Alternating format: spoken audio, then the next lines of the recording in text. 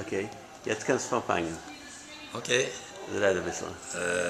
Upon the request of Shmuel Light, the son of my dear friend of Zalman Light, Olav Sholem, I will try and recollect as much as possible from my memories of him, and our friendship goes back to the early 1950s when we davened in the New Yorker Shul, so-called New Yorker Shul in Toronto.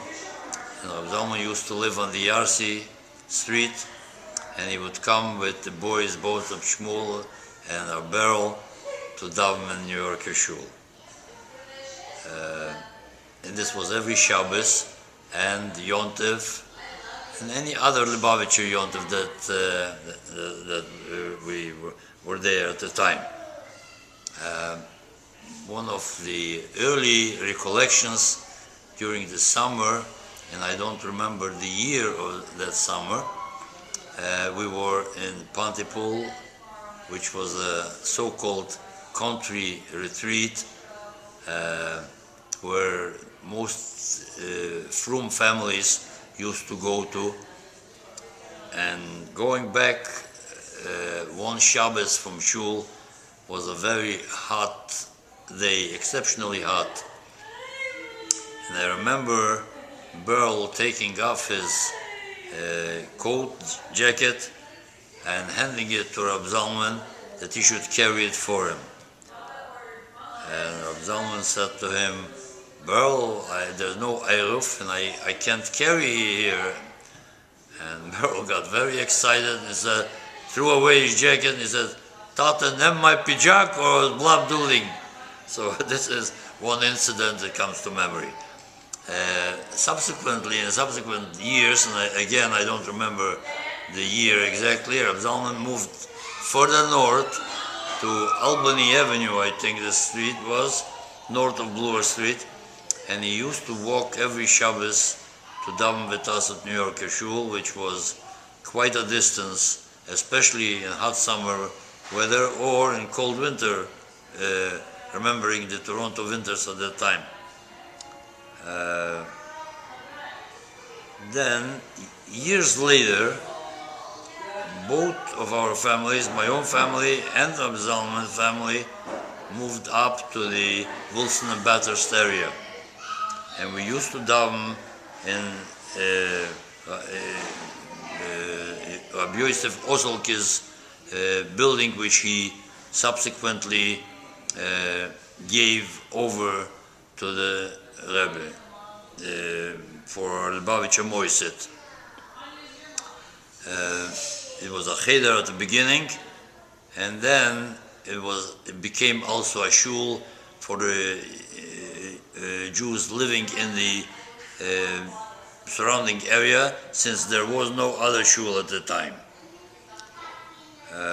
As time went on, Rab Zalman became secretary-treasurer in the shul, and at that time I was president. One particular incident comes to mind where on Yontif, when the seats were sold, a certain lady bought a ticket which was in the 40 numbers, and she moved up her chair to the first row. When other people complained, she pointed out that she is sitting on the chair that she bought, which was number 42, but nevertheless she's sitting on her own chair, regardless of the fact that she moved up that chair to the first row. Zalman became very excited, came running into shul, wanted me to go out and solve the problem. So anyway, the problem was solved. For many years, Zalman was a shoichet in Toronto, and this was downtown. And on Shabbos and Yom Tovim, and sometime during the week, we used to meet in shul, and of course, daven and learn, have shiurim together, and so forth. As time progressed, years later, after Zalman's children were married and moved away. Zalman then, with his wife Zolgizunzai, moved up to the Chabad Gate area. From then on, I saw Reb Zalman very seldom, since I stayed in the area we lived before, but I did see him from time to time. Zalman was a very modest man, never really wanting to take any limelight which rightfully would have belonged to him. In not so many words, I'd like to say that he was a great onof. Zalman was a Yerushalayim. He could learn in a very modest person. Okay. Thank you very much. Okay.